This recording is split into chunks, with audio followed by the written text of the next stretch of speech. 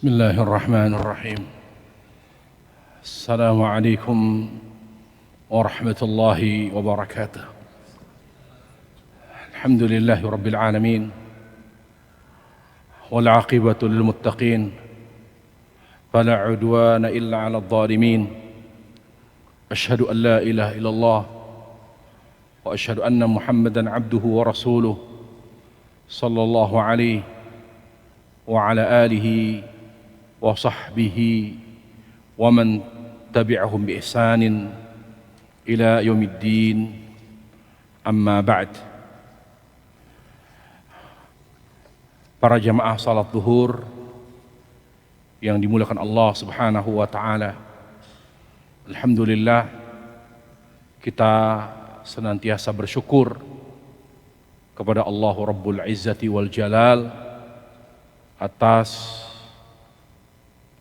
karunia yang telah Allah berikan kepada kita, terutama karunia dan nikmat yang semakin mendekatkan diri kita kepada Allah Jalla wa'ala. Karena tidak semua nikmat, tidak semua apa yang Allah berikan kita syukuri. Yang kita syukuri adalah nikmat dan karunia yang mendekatkan diri kita kepada Allah. Kalau ada pemberian Allah tetapi membuat kita semakin jauh, maka itu malapetaka. Makanya kata ulama, kullu ni'matin la tuqarribuka ilallah fahiya baliyah. Apa yang Allah berikan kepadamu tapi tidak menambah dekat, tidak menambah kedekatanmu kepada Allah, maka itu malapetaka dan musibah. Jadi yang kita syukuri adalah nikmat yang semakin mendekatkan diri kita kepada Allah Jalla wa'ala. Dengan apa kita bersyukur? Dengan meluruskan niat agar kita lebih ikhlas dalam beramal. Dengan apa kita bersyukur? Dengan berupaya seoptimal mungkin mencontoh Rasulullah sallallahu alaihi wasallam. Para jemaah sekalian, ini dimuliakan Allah Subhanahu wa taala. Kita pada kajian ini di majelis ilmu ini akan membahas tentang salah satu bab yang disajikan oleh Imam Nawawi rahimahullah dalam kitab Riyadhus Shalihin, itu babul yaqin wat tawakkul. Bab yakin dan bertawakal kepada Allahu Rabbul Izzati wal Jalal. Yakin, ujung dari ilmu. Pertama begini, kita hidup di dunia ini adalah untuk mencari bekal akhirat. Bekal itu didapat dari ilmu dan amal. Kita hidup di dunia untuk mencari bekal akhirat. Allah Ta'ala berfirman, wabtaghi fima ataqallahu daral akhirah wala tansa nasibaka minad dunya. Carilah dari karunia Allah berikan kepadamu di dunia bekal akhirat, tapi jangan kamu abaikan ya nasibmu, rezekimu di dunia.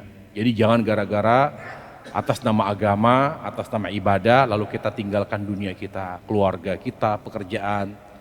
Kalau ada dengan dalih ibadah, jihad, apapun, lalu kita meninggalkan keluarga, itu bukan bagian dari agama.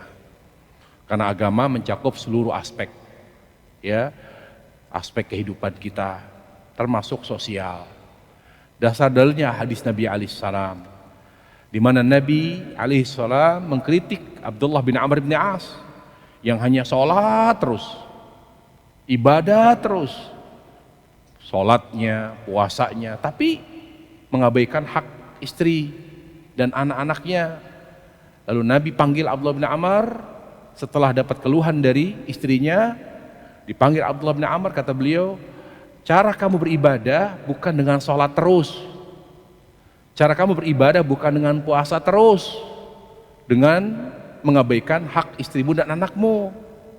Lalu Nabi alaihissalam bersabda, inna li rabbika alika haqqa wa li zawjika alika haqqa wa li zurika alika haqqa wa li nafsika alika wa li jasadika alika haqqa wa atikul ladhi haqqin haqqa.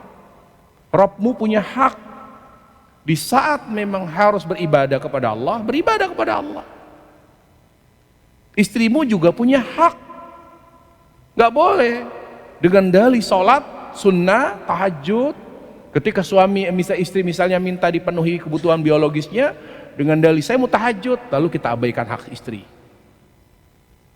Ya, di saat waktu akhir pekan misalnya, waktu bersama keluarga, kita malah puasa Daud. Kata Nabi alaihissalam, berikan hak istri, berikan hak anak. Gak boleh kewajiban dibenturkan dengan yang sunnah. Di saat kamu kedatangan tamu, berikan haknya, jamu dia dengan baik. Dan ketika fisikmu memang butuh istirahat, jangan kamu paksa untuk ibadah. Gak bener orang puasa sunnah dalam keadaan sakit. Gak bener orang tetap puasa atau sholat sunnah dalam keadaan lelah, ngantuk. Gak boleh. Jadi kita harus paham. Jadi agama itu bukan amal, bukan sekedar amal. Agama itu paham. Kalau orang paham agama, maka tidak beramal pun melahirkan pahala. Itu pentingnya orang memahami agama dengan baik. Ya, baik. Yang menghasilkan bekal akhirat itu ilmu dan amal. Jadi orang itu kalau ingin mendapatkan pahala besar, bekal kematian dan akhirat itu besar, dia harus belajar agama.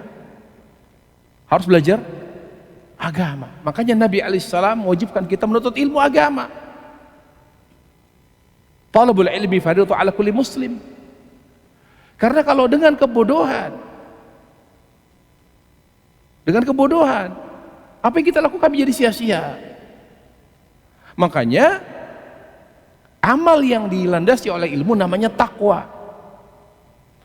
Jadi apa yang kita lakukan tapi tanpa ilmu itu sia-sia, nggak ada nilai pahalanya. Coba para ulama ketika menjelaskan tentang takwa, kata Ibnu Qayyim, definisi yang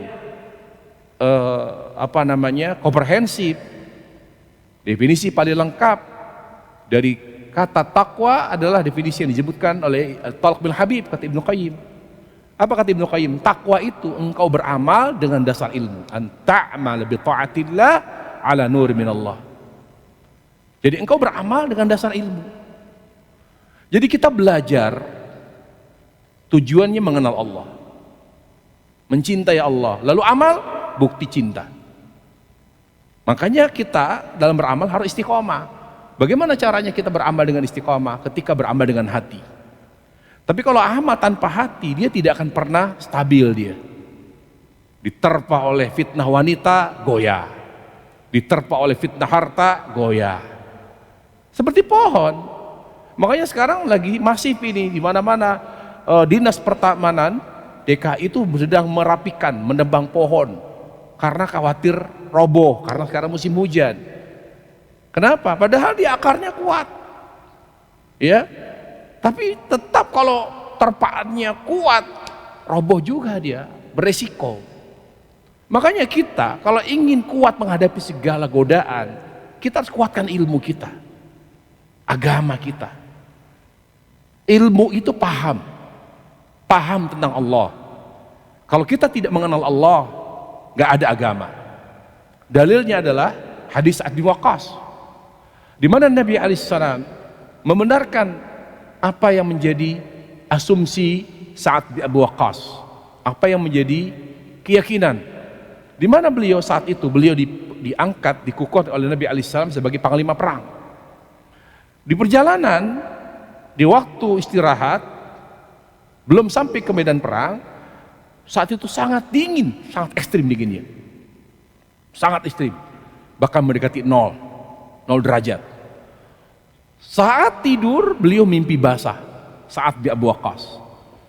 Tapi dia bingung karena dia harus sholat subuh, dia harus mimpin sholat subuh, sementara dia nggak sanggup mandi. Dia tidak sanggup mandi. Dia coba, wah dinginnya luar biasa, kayak air baru keluar dari freezer. Kalau dia paksa, dia takut sakit, binasa akhirnya. Padahal dia tidak pernah diajarkan oleh Nabi alaihissalam bahwa sholat subuh itu dengan tayamum. Beliau ada ilmunya, dia belum dapat dari Nabi alaihissalam. Tapi beliau kenal Allah. Allah itu maha penyayang.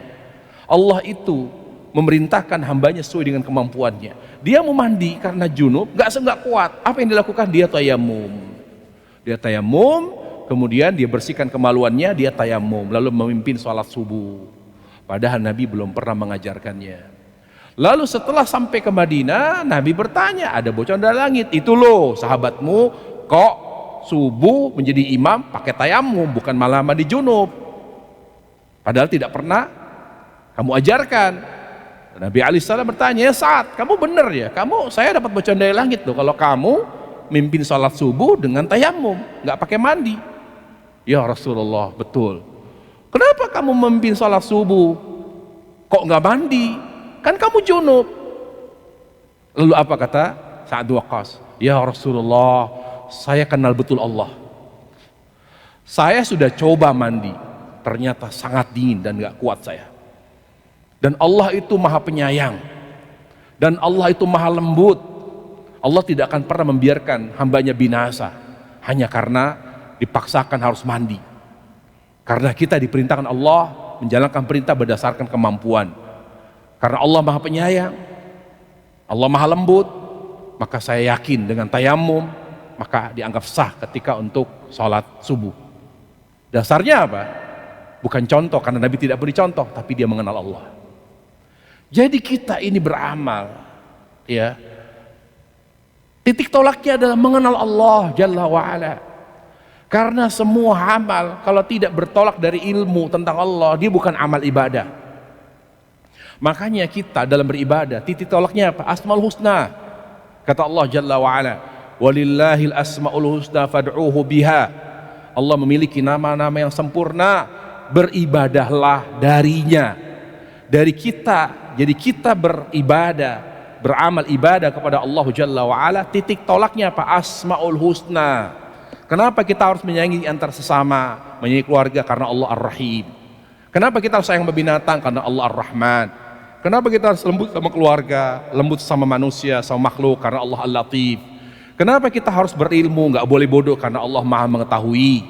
Kenapa kita harus menutup aib orang lain? Karena Allah Sitir.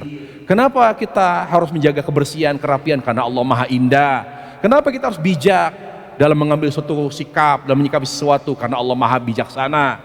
Dan seterusnya. Jadi semua amal yang kita lakukan harus tolaknya Asmaul Husna. Kalau tidak berasmaul husna, dia bukan ibadah.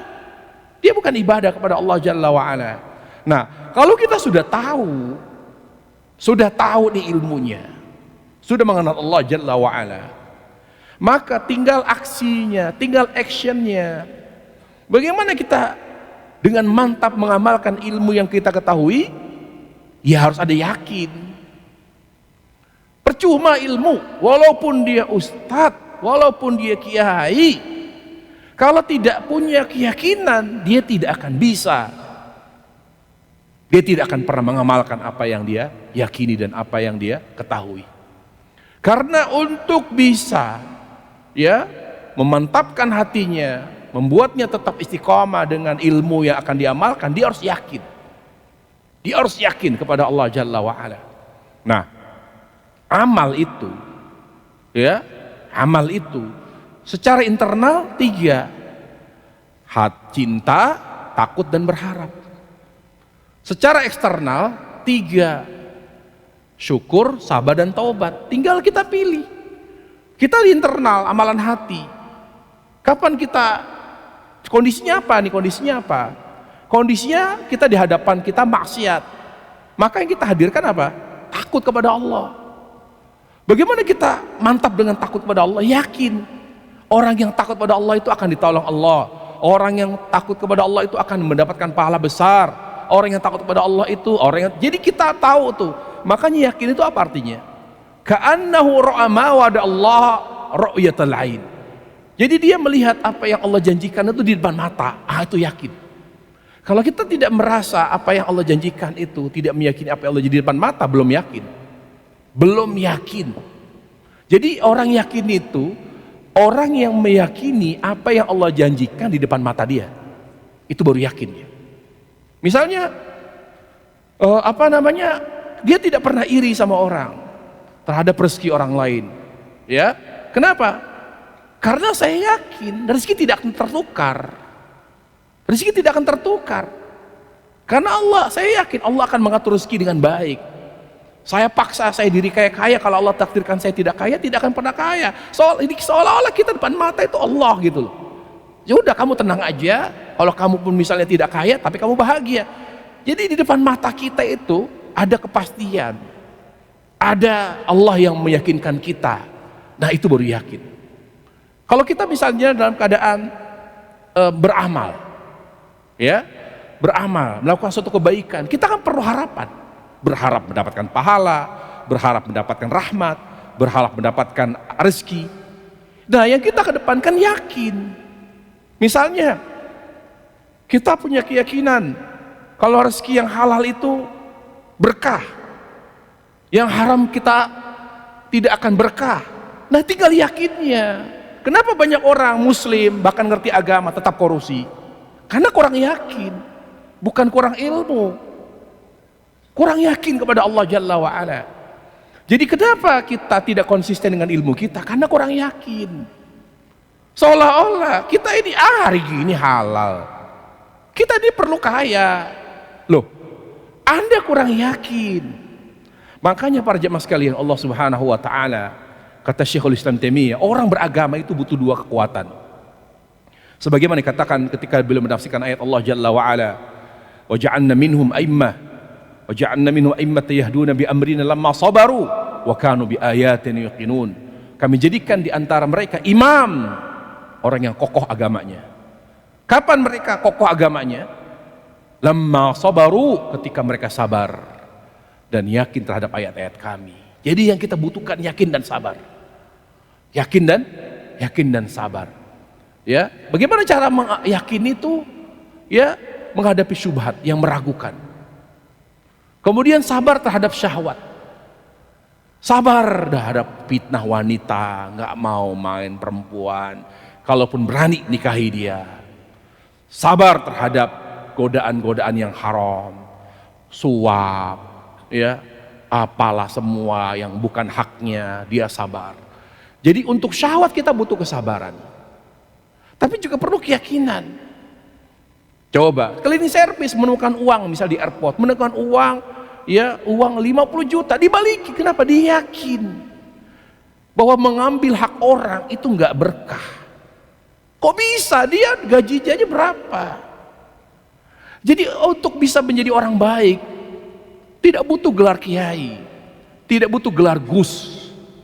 Yang dibutuhkan adalah yakin kepada Allah Jalla wa'ala. Yang dibutuh yakin. Kalau sudah yakin, tapi nggak bisa yakin kalau nggak punya ilmu. Jadi belajar dulu. Kalau sudah belajar, bagaimana konsisten dengan ilmu? Ya yakin. Kalau sudah yakin, tawakal. Perlu yakin dan tawakal. Misal, dia kerja di tempat yang haram. Dia yakin bahwa ini nggak benar, ini haram. Bismillah, saya keluar di tempat kerja ini. Karena saya tidak mungkin memberi makan anak istri saya uang yang haram. Ya, dia keluar, yakin dia dengan keputusan dia. Allah akan menolong. Terus ternyata, nah loh, sok si keluar, tuh sengsara tuh. Mau dikasih makan apa anak istri? Pakai batu. Dia tetap ikhtiar. Dia bukan ongkang-ongkang kaki, dia bukan tidur-tiduran, santai-santai di rumah, dia tetap ikhtiar. Dia hanya ganti profesi. Dia tidak lagi kerja di tempat yang haram misalnya. Apa yang lakukan? Dia ikhtiar terus. Adapun akhirnya mengalami penurunan yang sangat tajam dari ekonomi dia, sehingga membuat terjadi masalah ekonomi, bayaran sekolahnya tidak dibayar karena memang belum ada uang. Di situ muncul hadir wali-wali syaitan. Apa kata Allah Jalla wa'ala? Innama dzalikumus syaitan yukhawwifu awliya'ah fala takhafuhum wa khafuni in kuntum mu'minin. Ketika kamu mengamalkan apa yang kamu yakini dengan mantap, lalu setelah itu ada hal-hal yang dihembuskan, disampaikan, membuat kita menjadi ketakutan. Aduh, coba dulu saya kerja tiap bulan dapat gaji sekian, tunjangan, semuanya aman, anak gak pernah masalah dari bayarannya, ini itu. Oh tuh kan, makanya lihat, dibuat, ya. Padahal apa yang kita butuhkan udah bener. Tapi syaitan hadir, kata dia. Nah tuh, susah kan, susah sendiri kan. Mereka menakut-takuti kita para jemaah. Apa kata Allah? Fala taqafum, lawan. Apa yang sudah saya putuskan, insya Allah yang terbaik. Hanya sekarang saya sedang diuji. Di situ dibutuhkan kekuatan tawakal pada Allah. Maka apa yang kita lakukan di saat itu? Banyak berdoa pada Allah. Perkuat silaturahim. Perkuat silaturahim. Karena silaturahim itu akan mendatangkan rezeki. Perbanyak doa kepada Allah Jalla wa'ala. Yakin? Enggak, saya enggak mundur. Saya tidak akan pernah mengatakan saya salah, keputusan saya yang dahulu salah. Enggak, saya tetap yakin. Karena apa? Hal-hal yang membuat kita ya ancaman-ancaman, intimidasi, kemudian bulian segala macam. Makanya jangan sok idealis begini-gini, ini begini. Di situ kita dibuat takut oleh syaitan. Syaitan manusia, syaitan jin, syaitan tetap syaitan manusia. Yang paling berbahaya kata ulama, syaitan manusia. Bisa jadi keluarga, ya anak mau kasih makan apa? Tuh lihat tuh gara-gara bosanmu. Kita bilang bagaimana kita ditanya Allah, karena nanti akhirnya kita akan tanya oleh Allah Jalla wa'ala. Adapun mencari maisha, mencari rezeki bisa dari cara yang lain. Saya tetap kerja kok, saya berusaha. Sekarang memang saatnya lagi Allah uji. Tapi bukan berarti apa yang saya putuskan, saya keluar tempat kerja yang haram itu salah. Saya yakin itu benar.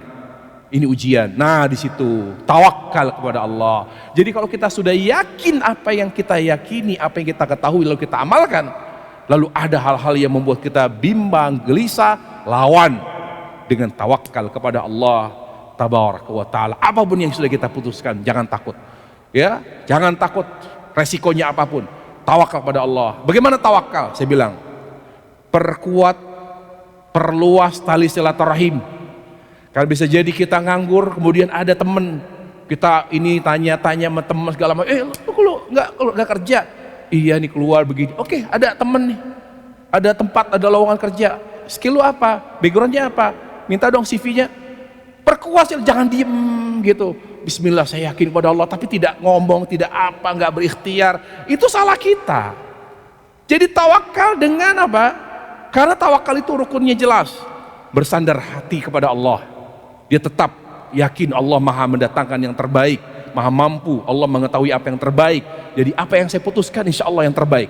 Kemudian apa lagi? Totalitas. Badul wasa' fi jalbil fi jalbil manafi' wa daf'il madar. Totalitas. Dia tidak setengah-setengah dia. Dia totalitas benar-benar. Masa iya sekarang kucing aja binatang melata dijamin rezekinya oleh Allah. Masa saya sarjana S1, S2, masa rezekinya nggak lebih baik gitu. Apalagi kenapa? Sabar jamaah sekalian, silaturahim itu penting, banyak kenal orang itu penting, manfaatnya besar sekali, sangat besar manfaatnya. Bahkan di mana-mana ada perusahaan, bahkan sarjana S2 bahkan nggak terima, kita S1 terima karena punya relasi di dalam. Rata-rata itu perusahaan-perusahaan ketika menerima seorang itu karena dia titipan siapa, relasi siapa yang ngasih rekomendasi, itu yang justru diterima. Karena apa? Silaturahim. Fakta sulit. Kemudian yang kedua, doa yang banyak. Hanya waktu saja yang bicara. Nanti lama-lama kita akan menjadi lebih baik, ya, menjadi lebih baik. Dan banyak contoh-contoh yang tadinya dia kerja keluar kemudian jadi pengusaha besar, ya kan, pengusaha besar. Kenapa? Akibat yakin dan tawakal kepada Allah. Jadi kalau kita ternyata tidak lebih baik karena kurang yakin, para jamaah sekalian, yang penting bagi mukmin yakin dan tawakal kepada Allah Jalla wa'ala. Miskin kaya itu urusan takdir Allah Jalla wa'ala. Kalau orang sudah yakin dan tawakal, pasti hidupnya berkah. Terlepas dia hidupnya kaya atau miskin, karena miskin kaya bukan bukti cinta Allah kepada kita. Yang penting berkah. Itu yang paling penting bagi kita. Yang penting berkah, kita bisa tetap beribadah. Buat apa kita akhirnya kaya raya tapi nggak beribadah kepada Allah Jalla? Buat apa? Sampai ada saya punya teman, dia manajer sebuah hotel. Kata teman saya, tahu nggak Ustaz? Ini yang punya hotel di mana-mana di Jakarta, nggak percaya Tuhan. Bayangkan dia punya hotel di mana-mana tapi nggak percaya Tuhan. Buat apa dia punya hotel di mana-mana? Dia big boss, dia punya hotel di mana-mana, tapi dia nggak percaya Tuhan. Buat apa? Kita mau kaya tapi yang mendekatkan diri kepada Allah Jalla wa'ala. Makanya ambisi kita apa? Berkah. Tapi sebelum berkah kita harus punya keyakinan. Jangan bergeser dari dua poin ini, yakin dan tawakal pada Allah Tabaraka wa Ta'ala. Nah ketika kita berikhtiar, ya, sebelum dalam konteks tawakal harus kita memastikan cara kita untuk mencapai keberkahan dengan cara yang sesuai dengan cara Rasulullah sallallahu alaihi wasallam. Karena kalau kita berikhtiar dengan cara yang haram, ingat, hal itu akan mengakibatkan kita ditinggal oleh Allah, kita tidak ditolong oleh Allah. Makanya penting dalam berikhtiar dengan cara yang sesuai dengan cara Rasulullah sallallahu alaihi wasallam, agar tawakal kita membuahkan hasil. Apa itu? Ditolong oleh Allah, dibantu oleh Allah tabaraka wa taala. Itulah yang bisa sampaikan pada kajian kita tentang yakin dan tawakal. Wallahu taala alam, wa sallallahu wasallam wa barak ala Muhammad wa ala alihi wa sahbihi wasallam. Subhanakallah bihamdik, asyhadu an la ilaha illa anta, astaghfiruka wa atubu ilaik. Assalamualaikum warahmatullahi wabarakatuh.